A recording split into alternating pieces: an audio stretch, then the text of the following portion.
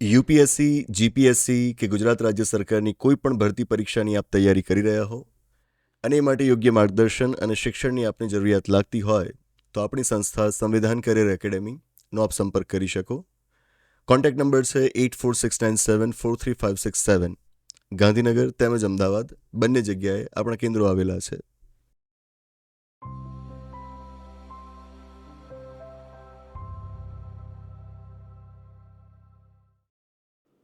આપણે ક્યારે સુધરીશું? આપણે ક્યારેય સુધરીશું ખરા? મધ્યપ્રદેશથી એક પ્રસંગ પ્રકાશમાં આવે છે. એક ગામમાં એક કહેવાતા અસ્પૃશ્ય સમાજ, કહેવાતા દલિત સમાજના એક છોકરાના લગ્ન હતા. છોકરાના લગ્ન પ્રસંગમાં શું હોય? તેનો વરઘોડો નીકળે. વરનો ઘોડો એટલે વરઘોડો. તે ગાજતે એનો વરઘોડો નીકળતો હોય. આ છોકરાને પણ વરઘોડો કાઢવો હતો, એના પરિવારને વરઘોડો કાઢવો હતો. પણ એ ગામના અમુક કહેવાતી ઊંચી જાતિના લોકોનું માનવું એમ કે દલિતનો વરઘોડો ના હોય.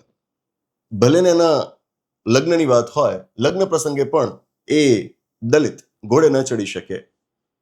પણ આ છોકરાનો વરઘોડો તો નીકળે છે. પછી શું? આ લોકોએ એના વરઘોડા ઉપર હુમલો કર્યો. આ છોકરો શારીરિક રીતે વિકલાંગ છે, એ ઘોડા ઉપર બેઠેલો હતો. આ લોકોએ ખેંચીને એને નીચે પાડ્યો અને પછી એને માર માર્યો. એનો આખો પ્રસંગ બરબાદ કરી નાખ્યો. વિચારો કે આ છોકરાના મગજમાં એના લગ્ન પ્રસંગની કેવી સ્મૃતિ હશે. આપણે આપણી વાત કરીએ ને, આપણે જ્યારે આપણા લગ્ન પ્રસંગને યાદ કરીએ તો કેવી યાદો હોય છે? એવી યાદો ને કે જે જીવનભર તાજી તાજી જ લાગે. આ છોકરો અને એના જેવા બીજા ઘણા બધા છોકરાઓ કે જેમના લગ્ન પ્રસંગમાં આવું બધું થવું એ સામાન્ય છે, એમની સ્મૃતિમાં એમનો લગ્ન પ્રસંગ કેવો હશે એ આપણે ક્યારે વિચાર્યું? રાજસ્થાનનો એક કિસ્સો હમણાં પ્રકાશમાં આવે છે, ઉદયપુરનો.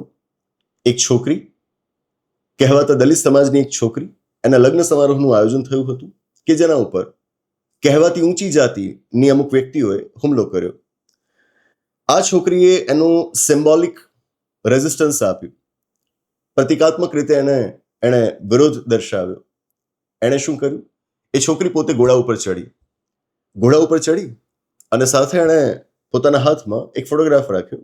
ફોટોગ્રાફ કે જેની અંદર જ્યોતિબા ફુલેજી છે અને સાથે એમના પત્ની સાવિત્રીબાઈ ફુલેજી છે. થવું જોઈએ, રેઝિસ્ટન્સ દેખાવું જોઈએ.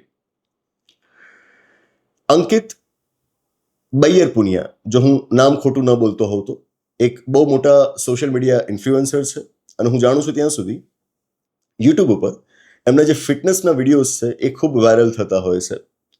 અમુક સમય પહેલા પ્રધાનમંત્રી શ્રી પણ એમની સાથે એક વિડીયોમાં દેખાયા હતા. અંકિતે 2 દિવસ પહેલા કહ્યું કે એમની સાથે અખાડાઓમાં જાતિગત ભેદભાવ થાય છે. મેં એવા લોકોને જોયા, એવા લોકો કે જેમના માટે આપણે નફરતી ચિંટુ શબ્દ વાપરીએ છીએ, એવા નફરતી ચિંટુઓને જોયા કે જે અત્યાર સુધી અંકિતની વાહવાહી કરતા હતા, એને ફોલો કરતા હતા, બરાબર. પણ હવે જેવી આ વાત અંકિતે રજૂ કરી એટલે તરત કહેવા માંડ્યા કે આ તો ખોટું બોલે છે. સોશિયલ મીડિયા ઉપર આ લોકો લખવા માંડ્યા કે અંકિત તો લાઇમલાઇટમાં આવવા માટે આવું બધું કરે છે. આ લોકો પાછા એકદમથી ગમે ત્યારે જેને જાંચ પડતાલ કરી શકે ને એમને બધી જ સાચી ખબર હોય, બરાબર. એટલે કોઈ પણ મુદ્દા વિશે તરત તમને ચુકાદો આપી દેશે કે ત્યાં આગળ આવું જ હશે.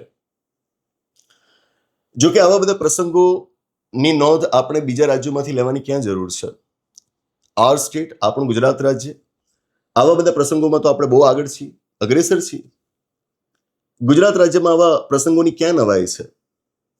પ્રસંગ છેલ્લા 2-3 અઠવાડિયામાં જે આપણી સમક્ષ આવ્યા છે કે ક્યાંક કહેવાતા દલિત સમાજના છોકરાને વરઘોડો કાઢતા અટકાવવામાં આવ્યો. સમાચાર આવે છે કે કોઈક જગ્યાએ કહેવાતા અસ્પૃશ્ય સમાજના લોકોએ કૂવામાંથી પાણી લીધું તો એમનો સામાજિક બહિષ્કાર કરી નાખવામાં આવ્યો. તો હવે સમાચાર આવે છે કે કોઈ ગામની અંદર કહેવાતા અસ્પૃશ્ય સમાજના સભ્યો સાથે એટલી બધી એટ્રોસિટીઝ થાય છે, અત્યાચારો થાય છે, લગભગ 7 વખત એમણે આ અંગેની ફરિયાદ પણ નોંધાવેલી છે. પરંતુ હવે થાકીને, જ્યારે તંત્ર શિથિલ હોય, કામ ન કરતું હોય, ત્યારે છેવટે હવે તેઓ થાકીને કહી રહ્યા છે કે જો આનો કોઈ નિવેડો નથી આવતો તો અમને હિજરત કરવાની ફરજ પડશે. આ છે 2026નું ભારત. આ છે 2026ના ભારતનું સૌથી વિકસિત રાજ્યો પૈકીનું એક રાજ્ય ગુજરાત. શું આ સવાલ આપણે આપણી જાતને ન કરવાનો થાય? મેં અગાઉ પણ કહ્યું છે કે જ્યારે સમાજ એવો શબ્દ વપરાય ને તો બાળપણથી જે પ્રકારનું શિક્ષણ મેં મેળવ્યું છે મારા મગજમાં સમાજની એક જ સમજ રહી છે, ભારતીય સમાજ, ભારતનો સમાજ. જાતિ આધારિત સમાજો એ મારા મગજમાં બેસતા જ નથી. અને એટલે જ જ્યારે કોઈક બોલે દલિત સમાજ, આદિવાસી સમાજ કે XYZ જ્ઞાતિનો સમાજ, મને બહુ અજુગતું લાગે. સમાજ તો એક જ હોય ને. આપણી રાજનૈતિક ઓળખ એક છે ભારતના નાગરિક હોવાની, તો સામાજિક રીતે પણ આપણે એક જ હોવા જોઈએ ને. ભારતનો જ એક સમાજ હોવો જોઈએ. આ જાતિઓના સમાજ આપણે કેમ બનાવ્યા છે? જાતિ શું છે? અકસ્માતે મળેલી તમને એક ઓળખ છે.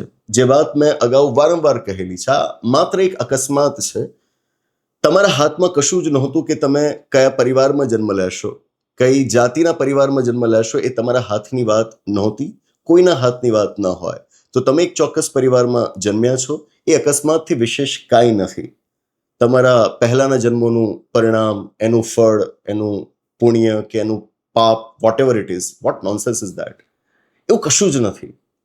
It is just an accident, just an accident. લોકોએ જાતિ વ્યવસ્થાને વાજબી ઠેરવવા માટે, એના આધારે મળતા લાભોને પોતાના હાથમાં કેન્દ્રિત કરવા માટે આ પ્રકારની ઢંગધડા વગરની વાતોને ફેલાવેલી છે કે તમે અગાઉના જન્મમાં શું કર્યું હતું એ નક્કી કરશે કે તમને આ જન્મમાં શું મળશે. Complete nonsense. જાતિ અકસ્માતથી વિશેષ કાંઈ નથી. જાતિની ઓળખ એક વાહિયાત ઓળખ છે. વાસ્તવમાં ઓળખ હોવી જ ન જોઈએ. અને જે લોકો આ ઓળખના આધારે ઘમંડ કરતા હોય, એનું એમને અભિમાન હોય, હું કહીશ કે આનાથી મોટી મૂર્ખ વ્યક્તિ બીજી કોઈ ના હોઈ શકે. કાં તો એ એકદમ મૂર્ખ છે અથવા તો એકદમ લુચ્ચી વ્યક્તિ છે.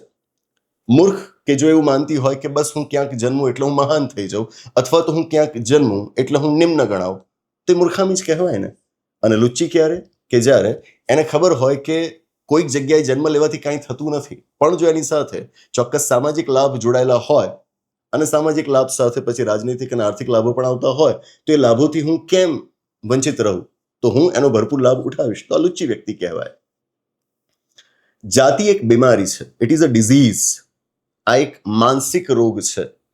અને એના લક્ષણો આ રીતે તમને દેખાશે: કોઈકના વરઘોડા ઉપર હુમલો કરવો, સોસાયટીમાં રહેવા માટે મકાન ના આપવું, જાતિગત શબ્દો કોઈકના માટે અપમાનજનક રીતે વાપરવા, આ બધા એના લક્ષણો છે. આ એક માનસિક રોગ છે.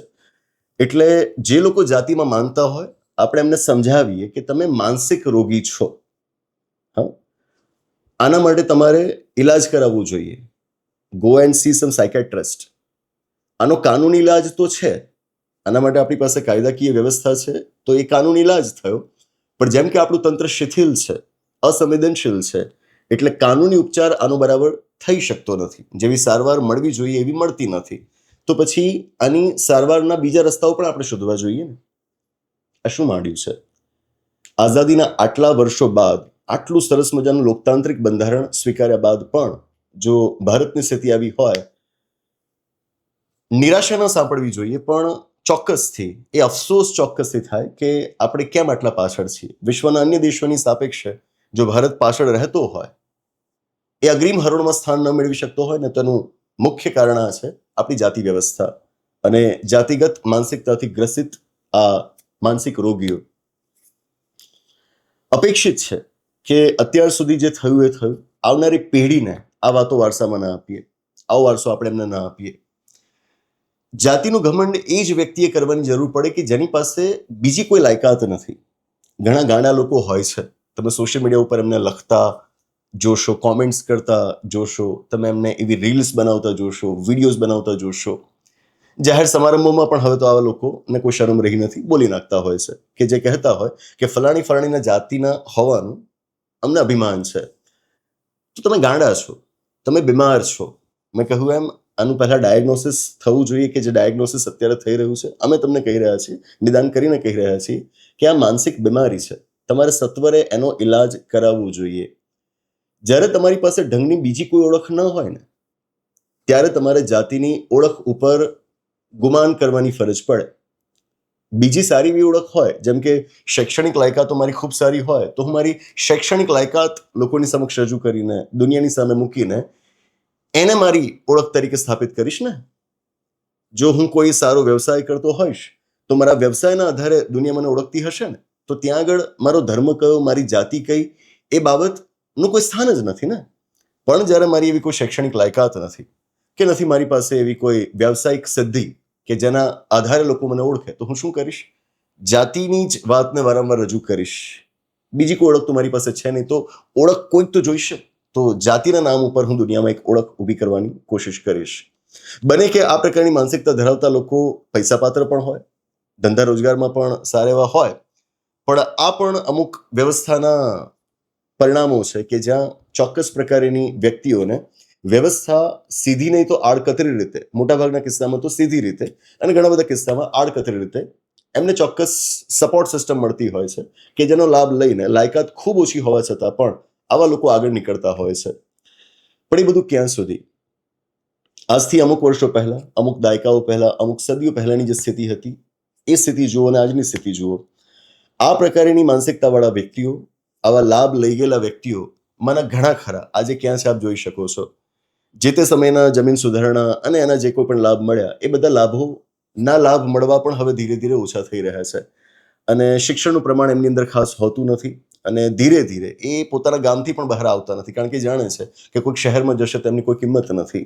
તો એ બસ એમની થોડી ઘણી પેલી જમીન, ઘર, ખેતર અને એ કૃત્રિમ એમનો રૂઆબ, એ ગાંડા નબળા લોકોની સામે એ જે પ્રતિષ્ઠા ભોગવતા હોય, પ્રતિષ્ઠા, બસ એ લઈને લોકો બેસ્યા રહેશે. એનાથી આગળ નહીં નીકળી શકે, કારણ કે જાણે છે કે બહારની દુનિયામાં એમનું કોઈ વજૂદ જ નથી, કોઈ જ અસ્તિત્વ નથી. કારણ કે જે દુનિયાની અંદર સ્પર્ધા હશે, જ્યાં લાયકાત માંગવામાં આવશે, લોકો ક્યાંય ટકી શકશે નહીં. એટલે બસ એ જ પ્રકારના લોકોની વચ્ચે પડ્યા પથરા રહેશે, આગળ કેમ આવે? એ જે કરે, આપણી એ જવાબદારી બને છે કે વી કોલ ધેમ આઉટ.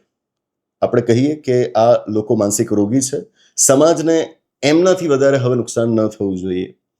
આપણે હંમેશા એ વ્યક્તિઓ કે જે જાહેર મંચ ઉપર છે, જેમની વાત કોઈક સાંભળે છે, એ લોકોએ જાતિના આ વિષય ઉપર ખોલીને બોલવું જોઈએ. મને સવાલ થાય છે કે લોકો આ વિષય ઉપર વાત કેમ નથી કરતા? આ પબ્લિક ડિસ્કોર્સનો ભાગ બનવું જોઈએ. It should become part of public discourse. પણ ખબર નહીં કેમ લોકો આ વિષય ઉપર વધારે બોલવાનું પસંદ નથી કરતા. જે ધાર્મિક સહિષ્ણુતાની વાત કરતા હોય ને, એ પણ ખુલીને કહેવાતા લિબરલ વ્યક્તિઓ એ પણ ખુલીને જાતિના વિષય ઉપર નથી બોલતા હોતા. હું માનું છું કે જે લોકોનો એક શ્રોતા વર્ગ છે, જેમની પાસે એક સારું ઓડિયન્સ છે, એક ફોલોઈંગ છે, એ લોકોએ આગળ આવીને આવા વિષય ઉપર બોલવું જોઈએ. આ એક ઝેર છે, આપણા બાળકો સુધી આ ઝેર ન પહોંચે એ આપણો પ્રયત્ન હોવો જોઈએ. આપણે એક જ વસ્તુ યાદ રાખવાની છે કે આપણા બંધારણમાં શું લખ્યું છે. આપણા બંધારણનું આમુખ છે, વાંચજો એને. આમુખની અંદર જે શબ્દો લખાયા છે એને આપણે જમીન ઉપર ઉતારવાના છે. શબ્દો જેવા કે ન્યાય, સ્વતંત્રતા, સમાનતા, બંધુતા, ગરિમા, આત્મસન્માન. આત્મસન્માનના ભોગે કાંઈ જ ન હોય. દરેક વ્યક્તિએ પોતાનું આત્મસન્માન જાળવવાનું છે અને એ જ રીતે બીજાનું પણ આત્મસન્માન જળવાય એ પ્રકારની પરિસ્થિતિઓને સમર્થન આપવાનું છે અને પેદા કરીને એને જાળવી રાખવાની છે. બંધારણ સર્વોપરી છે, આનાથી ઉપર બીજું કાંઈ નથી. બંધારણને જાણવાનું છે અને એ જળવાઈ રહે એવા પ્રયત્નો આપણે કરવાના છે. બસ એ જ. જાતિ વ્યવસ્થા હતી, હજુ એ છે, પણ એક આશા અમર છે કે એક દિવસ તો એવો આવશે કે જ્યારે જાતિ વ્યવસ્થા ખતમ થઈ ગઈ હશે. એ વ્યવસ્થા કે જેના કારણે ભારત એની ક્ષમતા હોવા છતાં વિશ્વના એ દેશોની હરોળમાં સ્થાન નથી પામી શક્યો કે જે દેશો ખૂબ આગળ છે, અગ્રીમ હરોળમાં જે બેઠા છે, ત્યાં ભારત નથી પહોંચી શક્યો. એ હરોળમાં ક્યારેક ભારત હશે કે જ્યારે જાતિ વ્યવસ્થા નહીં હોય, અને એ દિવસ ચોક્કસ આવશે. એ ઓપ્ટિમિઝમ આપણી અંદર હંમેશા બન્યું રહેવું જોઈએ. બસ એ જ. આની સાથે આ ગોષ્ઠીને સમાપ્ત જાહેર કરીએ છીએ. આવનારા એપિસોડમાં આવી જ કોઈક નવી વાત સાથે, એક રસપ્રદ ચર્ચા સાથે, એક નવી ગોષ્ઠી સાથે પાછા મળીશું. આભાર. નમસ્તે. તમારો ધર્મ કયો? તમારી જાતિ કઈ? તમે પુરુષ છો કે મહિલા કે પછી બીજું કંઈક? એનાથી આને કોઈ ફરક નથી પડતો. આ એટલે કોણ? આપણું બંધારણ, ભારતનું બંધારણ. આ બંધારણ તમને એક જ ઓળખ આપવા ઈચ્છે છે અને ઓળખ છે ભારતના નાગરિક હોવાની ઓળખ. તો શું તમારે આ બંધારણ વિશે જાણવું ન જોઈએ? છેલ્લા 17 થી 18 વર્ષમાં ભારતના બંધારણને હું જેટલું સમજ્યો એનો નિચોડ મેં આપણા બંધારણના પુસ્તકમાં આપવાનો પ્રયત્ન કર્યો. અને હવે બંધારણ વિશેની મારી અગત્યની નોંધ ભેગી કરીને અમે એક નવું પુસ્તક પ્રકાશિત કર્યું છે. ભારતનું બંધારણ એક રાષ્ટ્રની સંહિતા, ડોક્ટર વિકલ કોટવાલ્સ નોટ્સ. અમે એક સપનું જોયું છે કે ગુજરાતી ભાષા જાણતી દરેક વ્યક્તિના હાથમાં પુસ્તક હોય. પુસ્તકની સાઇઝ જ એવી રાખી છે કે તમે એને હંમેશા પોતાની પાસે રાખી શકો. જેણે બંધારણ ક્યારેય નથી વાંચ્યું, બંધારણ વિશે કશું જ નથી જાણ્યું, એ આ પુસ્તકની મદદથી પોતાની બંધારણ યાત્રા આરંભી શકશે. અને સાથે એ કે જેમણે બંધારણને સમજ્યું છે પણ હવે તેઓ એનું સમયે સમયે પુનરાવર્તન કરવા માંગે છે, એમ બંનેની જરૂરિયાત સંતોષી શકે એમ આ પુસ્તક અમે બનાવ્યું છે. મારા દીકરાઓના નાના નાના હાથમાં બંધારણનું એક નાનકડું પુસ્તક મૂકવાની મારી ઈચ્છા હતી અને ત્યાંથી જ આ પુસ્તકનો વિચાર જન્મ લે છે. અને હવે ઈચ્છા છે કે ગુજરાતના દરેક બાળકના હાથમાં આ પુસ્તક હોય. બાળકો અને વડીલો એમ બધા જ આ પુસ્તક વસાવે અને બંધારણને પ્રસરાવે એવી અપેક્ષા. પુસ્તક ખરીદવું ખૂબ સરળ છે. આપણી મોબાઈલ એપ્લિકેશન કે જેનું નામ છે વિકલ્પ કોટવાલ મોબાઈલ એપ્લિકેશન, એના સ્ટોરમાંથી તમે આ પુસ્તક ખરીદી શકશો અને સૌથી ઓછી કિંમતે અને ઘરે બેઠા તમે આ પુસ્તક મંગાવી શકશો. વધુ વિગત માટે આપણી ઓફિસનો આપ સંપર્ક કરી શકો.